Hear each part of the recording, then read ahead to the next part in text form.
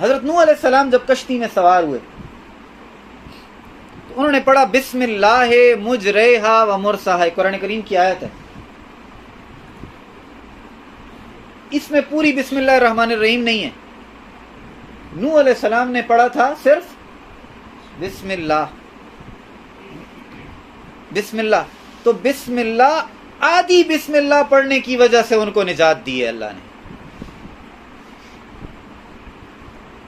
ساری دنیا کو غرق کیا ہے اور صرف اس پہ چڑھتے وقت بسم اللہ پوری بھی نہیں پڑھی، آدھی پڑھی ہے، اس پر بھی نجات دے دی اللہ نے.